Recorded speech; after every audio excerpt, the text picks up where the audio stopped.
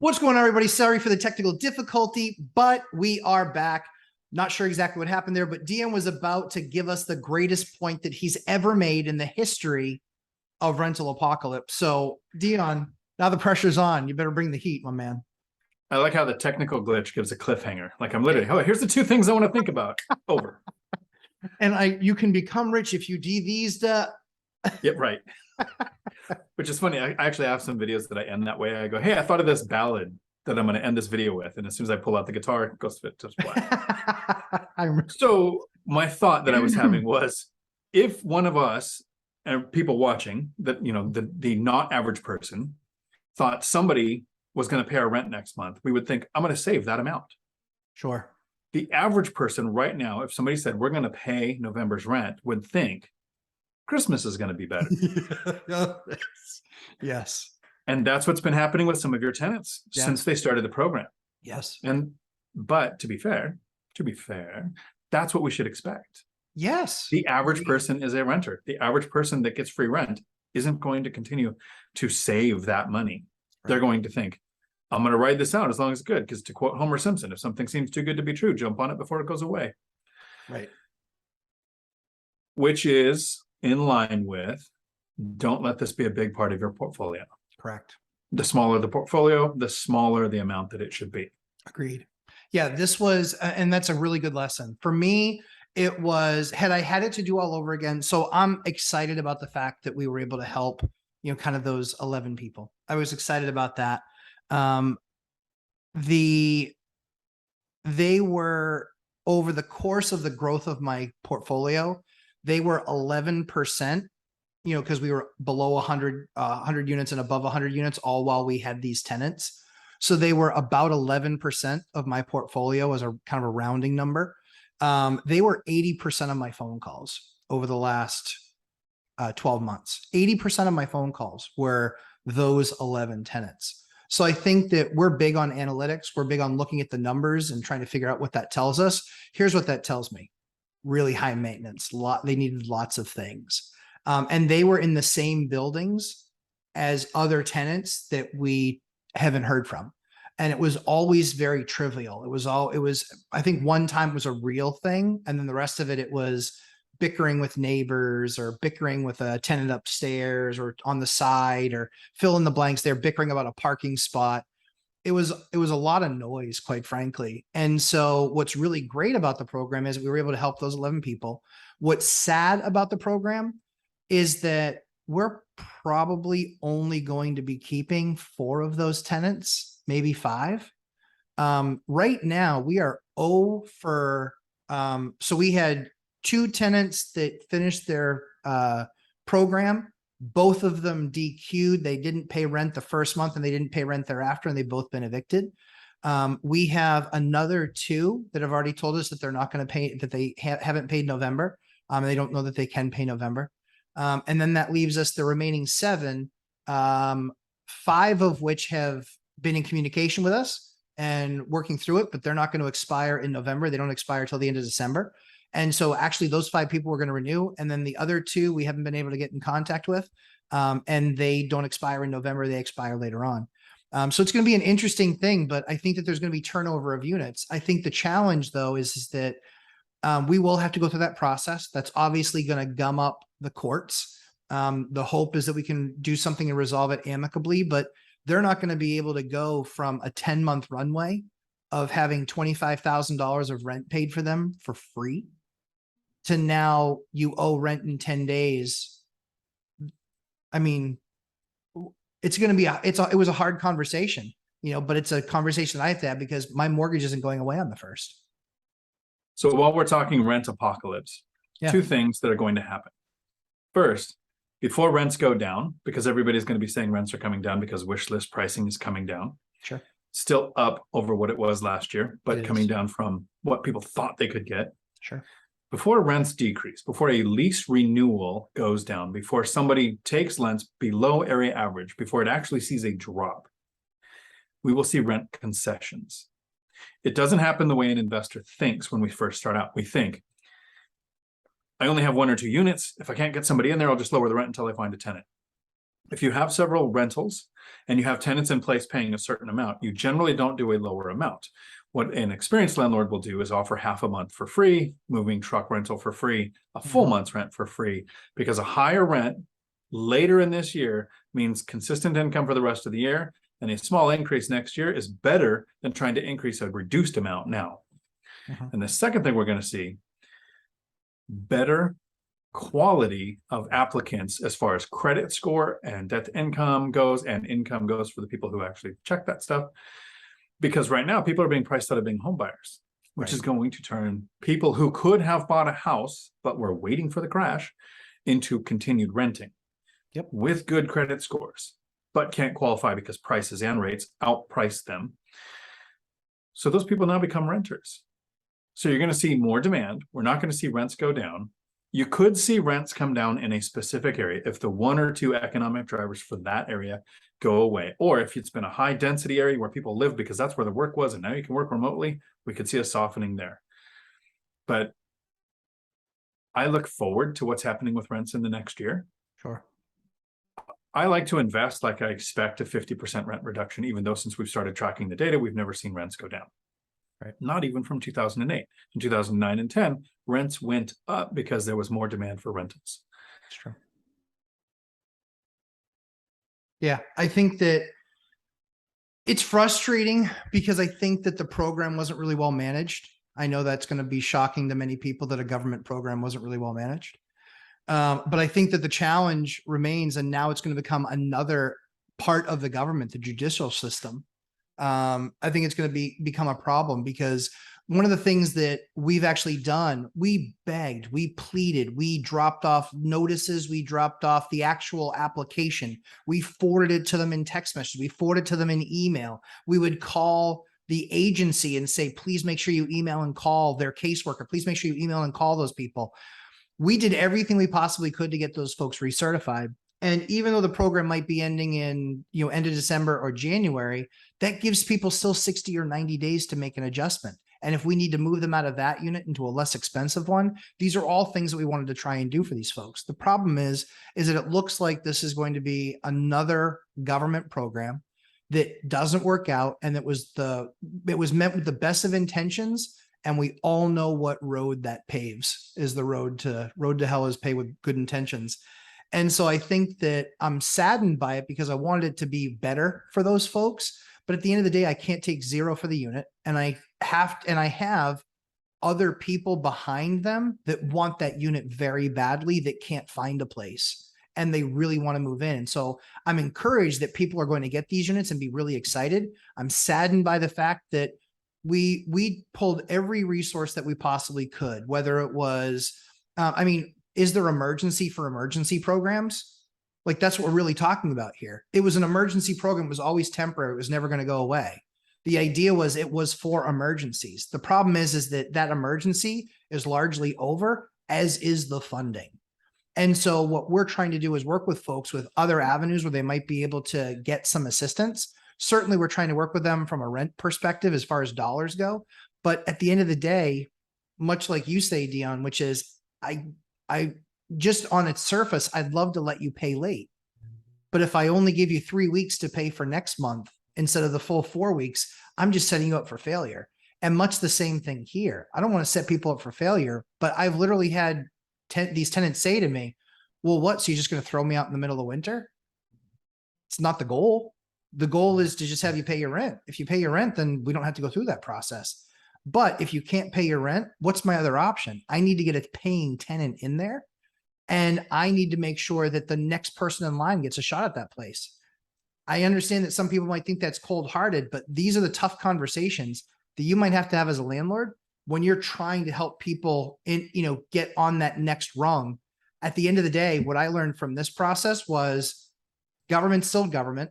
They don't really have good exit strategies, number one. And number two is people have to have some personal responsibility that even if you grab a program like this and you can leverage a program like this, that it really is meant as an emergency program and that it will run out and you should run out and you should use it like it's going to run out tomorrow. I saw, and a lot of these tenants have really nice cars that they bought in the last 18 months. And that to me is a little bit, is honestly just bearing it all, that to me is a little bit frustrating. Any more thoughts on that, Dion? So think of this from your perspective if you're watching this video. Yeah. Have you ever worked in management?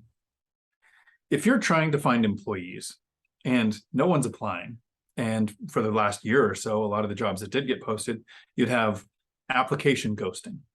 They would apply, it qualifies for whatever they're trying to do for unemployment, but then they don't show up for the interview, or they come to the interview, you make the job offer, and then they don't show up. So you get pretty desperate. You offer more money, you offer incentives, you have a retention bonus, you have all these ways to attract in people to work at your company. That's what people have thought of landlords for the last decade. There wasn't a lot of rental demand because in 2011 and 12 prices had dropped so much so people could buy. Interest rates came down in 2020 so people could buy. People were getting on the property ladder. We're over 65% home ownership in this country right now. And the largest home buyer, the largest group of home buyers in 2021 was millennials at 43%, up from 37% in 2020. So people are becoming home buyers.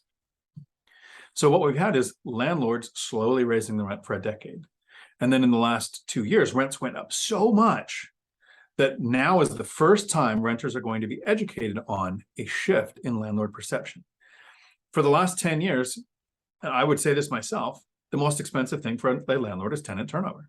A tenant flip costs you money. You have to repair things, sometimes do rehabs, you have to advertise, screen, place a tenant. There's the gap where you're covering your burn rate.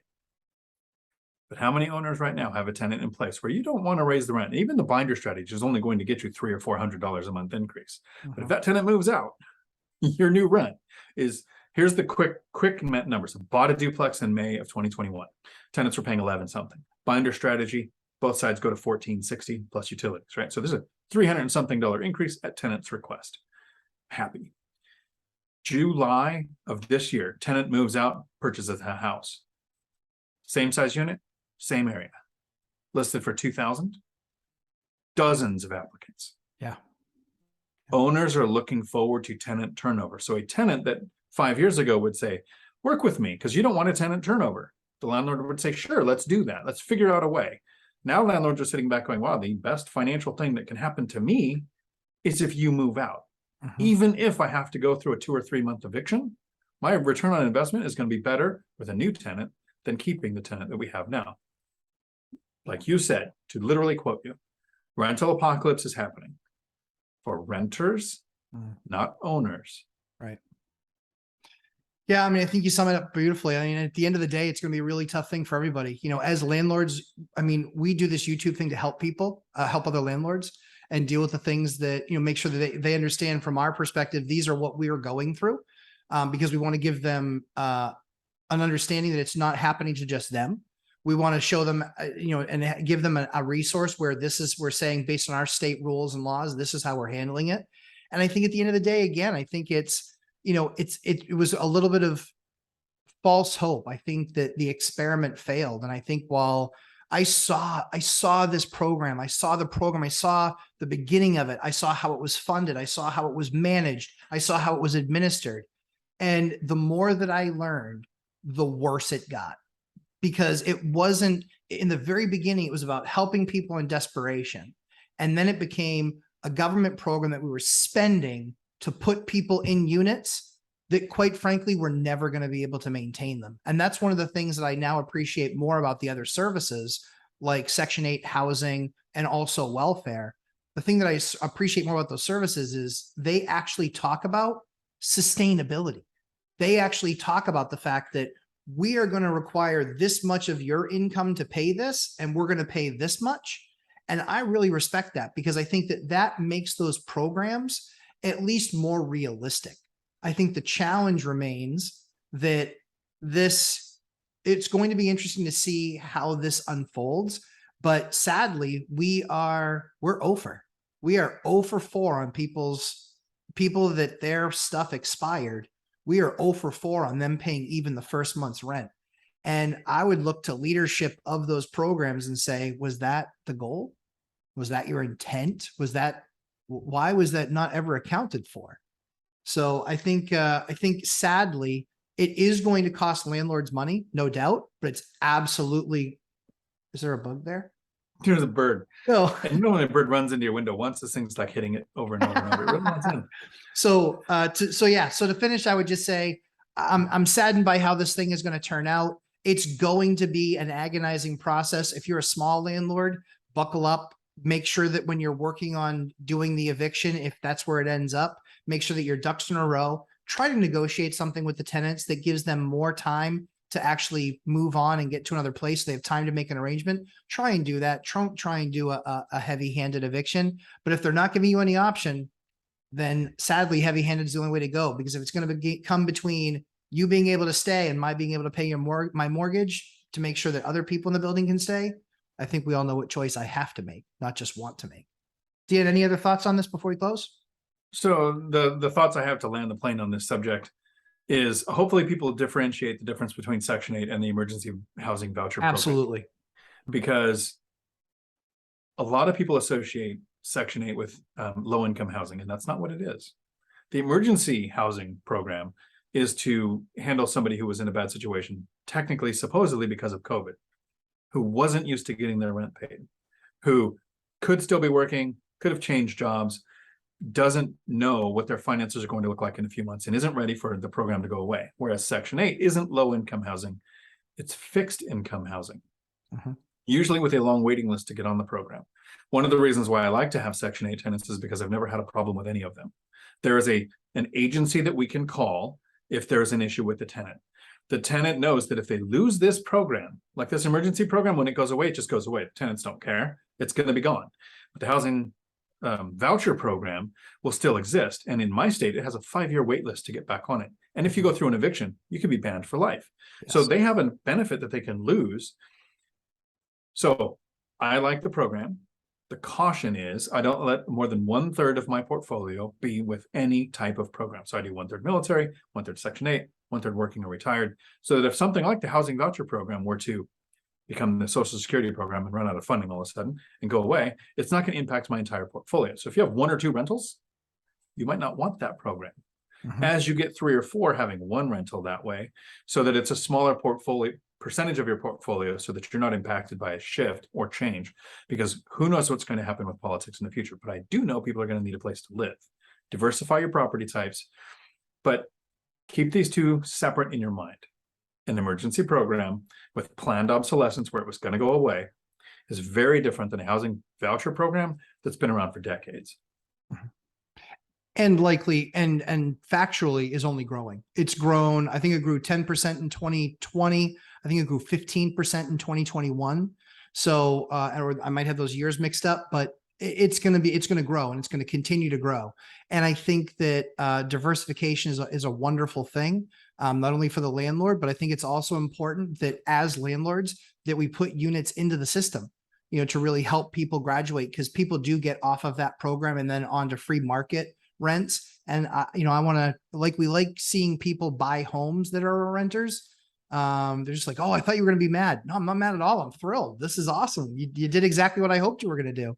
And so I think it's really from a landlord perspective, just make sure as you're looking at diversification, as you're looking at these programs, really look at the exit strategy, because I was so gung ho on wanting to help. I didn't really spend a lot of time looking at the exit strategy and said, so we may have to turn over some of these units. I'm glad that I helped, but now I know that these people, all they did was kick their pain down the road, because so many of them are going to be stuck and the only other option is going to be an eviction. And now try and get, you will have difficulty if you already have an eviction, you will have difficulty getting on the Section 8 program, number 1, or housing program. And number 2, if you have an eviction and your landlord actually checks and sees that you have an eviction, Dion won't take you. I won't take you. That's part of our criteria that we're allowed to set. So I think that that's really going to be a challenging thing. So as I always say, we try and create absolutely fantastic and great content for you. Please make sure you hit that like button. Dion, where can everybody find you, my friend? Right here on YouTube, Dion Talk Financial Freedom, where my live streams are Tuesday afternoons, 4 p.m. Pacific. And every now and then, like your DMs, I slip into your live streams on Sunday morning. That's fair. That's very true. So guys, please make sure you hit that like button and also subscribe, and stay tuned for updates next week again on, hopefully we're going to have some more answers on this rental apocalypse and how it's going. But thanks so much for watching. Take care, everybody. Ciao.